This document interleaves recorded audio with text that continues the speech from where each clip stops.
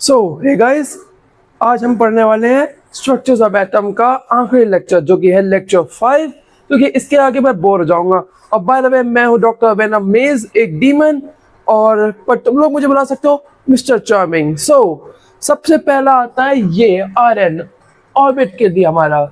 तो मैंने पिछले लेक्चर बताया था कैसे एक न्यूक्लियस होता है, न्यूक्लियस के अराउंड ऑर्बिट्स होते हैं, अलग अलग शेल्स होते हैं, सब कुछ मैं बताया था। लेकिन अब ये फॉर्मूला देखो, Rn इक्वल टू N2A0। यहाँ पे A0 जो है 52.9 पिकोमीटर है, और मतलब ये तुम्हारा पहला शेल का रेडियस है, मतलब न्यूक्लियस से पहले शेल का रेडियस, ठीक है। लेकिन ये है N1 के लिए, सिर्फ N1 के लिए। जितना बढ़ता जाएगा उतना रेडियस बढ़ता जाएगा, पर जितना रेडियस बढ़ेगा उतना ही ज्यादा N जो है वो 0 हो जाएगा। मतलब इन्फिनिटी पे N जो होता है वो एकदम 0 होता है। क्यों होता है? क्योंकि देखो, एक एटम है और उसका शेल इतना दूर है अटैच है, इतना दूर है अटैच है, लेकिन अगर इन्फिनिटी पे हो तो उससे कोई रिश्ता ही नहीं है, एकदम अटैच ही नहीं है। और अगर अटैच नहीं है तो मतलब है वो उससे कोई लेना देना उसका नहीं है। तो जितना ज्यादा नेगेटिव है उतना ही ज्यादा स्टेबल है। वो कैसे पता चलता है? इससे एनर्जी लेवल से En equal to minus RH1/N2। RH जो है वो है हमारा, RH जो यहाँ पे कौन से लिखते हैं वो है 2.18 इंटू 10⁻⁻18J। पर ये N1 के लिए जब तुम करोगे तब ये माइनस में आएगा। माइनस में कैसे आएगा? -218 इंटू 10⁻⁻18J। बस इतना सा है। तो इसलिए फिजिक्स के अंदर अगर कभी नेगेटिव एनर्जीज देखना तो मतलब है वो बाउंड है।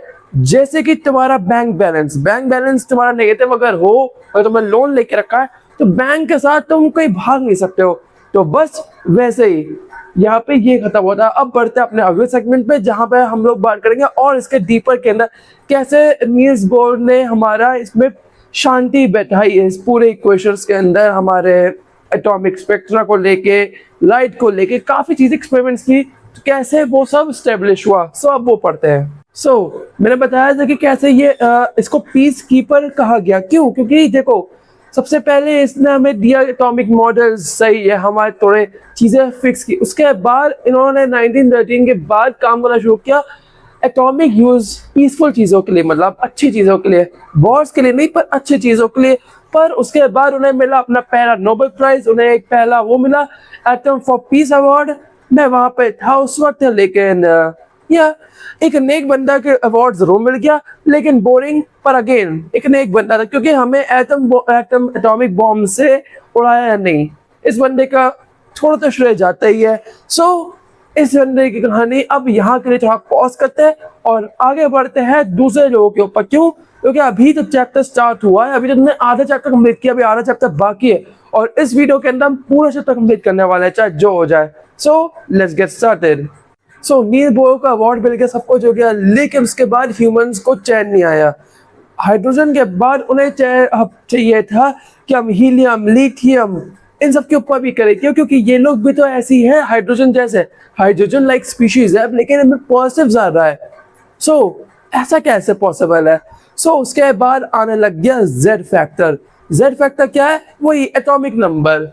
ये देखो equation, En equals to -2.18 into 10⁻⁻18 Z²/N²J। अब सिंपल सी बात देखो, जितना बड़ा Z होगा उतना ही ज्यादा नेगेटिव होगा, और अगर उतना नेगेटिव है तो मतलब उतना ही ज्यादा टाइटली बाउंड है, एकदम फेविक्विक जैसा बोलता है कि फेविक्विक का घोल कभी टूटेगा नहीं, बस वैसे ही है। और जितना ज्यादा तुम्हारा ये होगा, अब ये देखो Rn इक्वल्स टू 52.9 N²/Z मतलब जितना ज्यादा Z ज्यादा होगा उतना ज्यादा रेडियस छोटा हो चुका होगा, और अगर रेडियस छोटा हो गया तो मतलब वो एकदम कोई अब तो एकदम एस्केप की कोई बात ही नहीं हो रही। और इसी के साथ साथ वो इतना ज्यादा पास में कि वो खिंच जाए एकदम। लेकिन अभी भी वही, ज्यादा खिंच गया तो न्यूक्लियस में गिर जाएगा और वो अनस्टेबल हो जाएगा। तो उसके लिए आती है वेलोसिटी। अब देखो, जितना ज्यादा छोटा होगा उसको अपने आप को मेंटेन करने के लिए फ्लैश की स्पीड पे भागना पड़ेगा। मतलब सोचो कि अगर इस जगह पे रहना और मैं खिंचू ना, तो मुझे इतना तेज भागना पड़ेगा अपने ऑर्बिट पे कि मैं कभी नीचे ना आऊं। अगर तुमने ये वाला कभी कहीं पे अगर गड्ढा देखा हो ऐसे, तो एक आदमी ऐसे चलता है, ऐसे चलता है, ऐसे चलता है, ऐसे चलता है। या फिर कभी तुमने ये देखा है ऐसे, ये गाड़ियां ऐसे करके गोल स्पाइरल में करती हैं इंडिया के अंदर या फिर बाहर भी। अगर तुमने कभी गांव में अगर सर्कस देखा हो तब वहां पे होता है। क्यों? क्योंकि जितनी भी तुम तेज गाड़ी चलाओगे उतना वो स्टेबल रहेगा और वहां पे अपने आराम से वेलोसिटी पे मूव कर पाएगा। सिंपल सी बात है। लेकिन जैसे ही तुम एन बढ़ाओगे, नंबर्स ऑफ उसके ऊपर ऑर्बिट बढ़ाते जाओगे या फिर उसको साइज बड़ा कर दोगे, तो थोड़े लेजी हो जाते हैं। नीचे है तो एकदम तेज तेज काम कर रहे हैं, ऊपर है थोड़ा लेजी है, डिस्टेंस ज्यादा पड़ गई, स्पीड भी कम हो गई। सो सिंपल सी बात है। पर अब इतनी सी कहानी हो गई, लेकिन अब नील बोर को फिर से आना पड़ा। बेचारा आदमी इतना अवार्ड लेने के बाद भी उसका काम खत्म नहीं हुआ, उसको और काम करना था। क्यों? क्योंकि लोगों से हो ही नहीं रहा था। सो अब वो वापस आएंगे और चीजों को और एक्सप्लेन करेंगे। तो अब हम उस सेगमेंट में बढ़ते हैं। याद है राइटबर्ग का एक मैंने फॉर्मूला दिखाया था? ये देखो, ये रहा। अब इसके अंदर तुम्हारा v जो है वो 3.29 इंटू 10 टू पावर 15 है। ठीक है, पर बोर्ड ने बोला कि देखो ये सब सॉल्व होगा। जो हाइड्रोजन पे दिखती है वो कोई नॉर्मल लाइन नहीं है, वो जो हाइड्रोजन से ट्रांजिशन हो रहा है वो स्पेसिफिक एकदम एक मैथ्स वाली लाइन है। कोई जादू नहीं है, कोई एजम्पशन नहीं है, बस मतलब ये स्पेसिफिक है। ठीक बात है, मैथ्स तो ऐसी होती है कि कोई रैंडम नहीं हो सकता ना, स्पेसिफिक हो सकती है।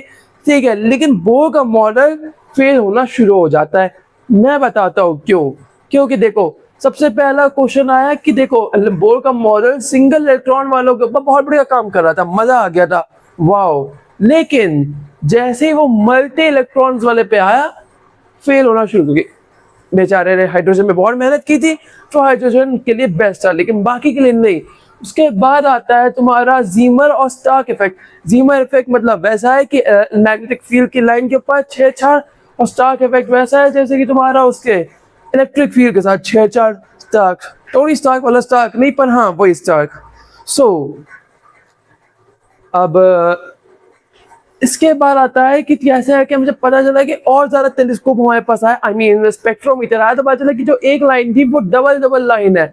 चीजें पता चली। उसके बाद इनमें वो ये तक एक्सप्लेन नहीं कर पाए कि कैसे ये एटम मिलके मॉलिक्यूल्स बनाते हैं, और अगर ये मॉलिक्यूल्स बनाते हैं तो ये बॉन्ड है कैसा, तो कुछ एक्सप्लेन नहीं कर पाया, और इधर ही हो गया बोर मॉडल का काम खत्म। पर इसके बाद आता है हमारा क्वांटम मैकेनिक्स। क्यों?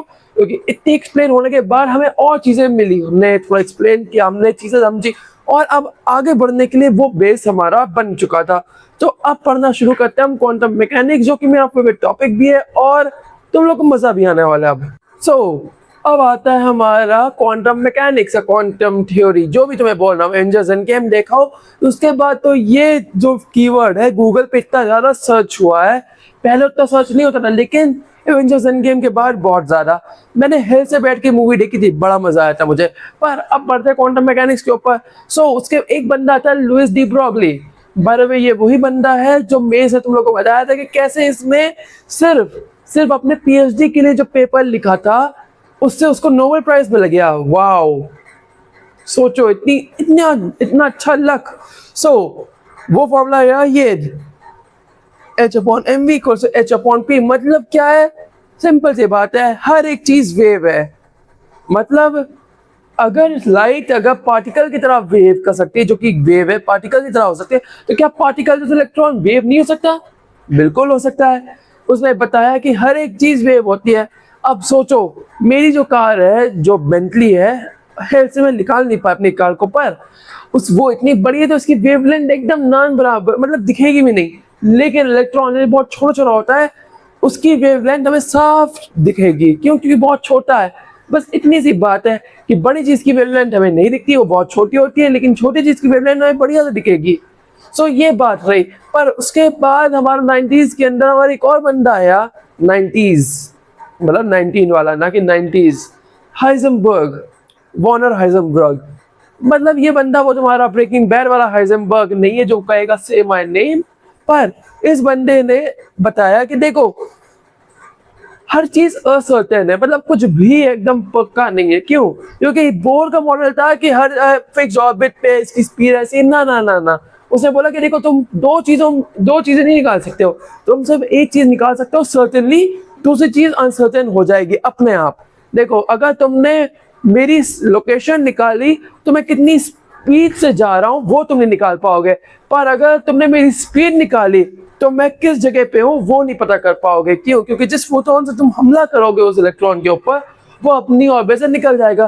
तो ये कहना बेकार है कि वो अपनी ऑर्बिट में फिक्स घूम रहा हो। इसी वजह से बोर का मॉडल एक और बार फेल हो गया। मतलब सब अलग अलग वजह थी, ये सब वो वजह है कि उसका मॉडल फेल क्यों हुआ। सो बॉर्नर हाइजेनबर्ग को क्रेडिट्स देते हैं, तो क्या हमें क्वांटम मैकेनिक्स के अंदर थोड़ा और पता चला।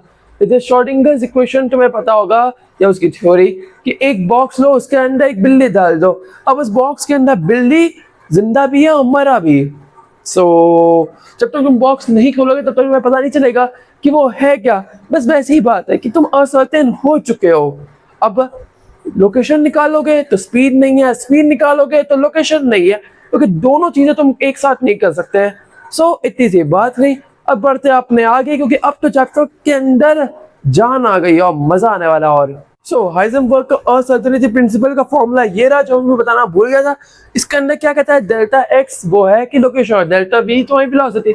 दोनों को निकालने की कोशिश करोगे तो हमेशा एक तरफ भागेगा, दूसरा दूसरी तरफ भागेगा। मतलब अगर तुमने एक्यूरेसी एकदम पिन पॉइंट एकदम, ये अगर तुम्हें ये दिख रहा हो, अगर इसके ऊपर निकालोगे तो वेलोसिटी एकदम इन्फिनिटी की तरफ भाग जाएगी और वो गड़बड़ हो जाएगा। वेलोसिटी निकालोगे तो इसकी खत्म हो जाएगा। पर यही तो वह बात थी कि बोर का मॉडल फेल हो गया। देखो हाइजेनबर्ग ने कहा कि देखो तुम ये तक तो पता नहीं कर पा रहे हो कि वो है कहाँ। प्रोबेबिलिटी के हिसाब से तो हम पता करना चाहते हैं, लेकिन तुम पता नहीं कर सकते एग्जैक्टली वो है कहाँ। तो तुम ये कैसे बोल सकते हो कि वो ऑर्बिट में फिक्स ऑर्बिट पे है, मुझे ये भी नहीं पता वो है कहाँ। और इसलिए बोर का मॉडल अब होता है ऑफिशियली डेड, क्योंकि अब इसके आगे हमारे नए क्वेश्चंस बात करेंगे। बोर का मॉडल खत्म, क्योंकि वो कंप्लीटली काफी चीजें अब एक्सप्लेन नहीं कर पाया।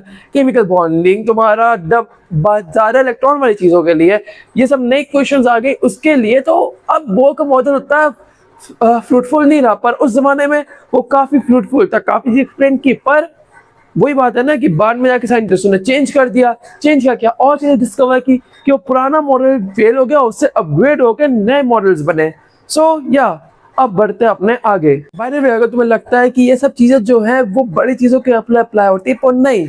अगर मैं कहूंगा कि मेरी बेंटली के ऊपर ये हाइजेनबर्ग क्वेश्चन अप्लाई होगी, सो नहीं, ये सिर्फ माइक्रोस्कोपिक ऑब्जेक्ट के ऊपर, मैक्रोस्कोपिक के ऊपर बिल्कुल भी नहीं।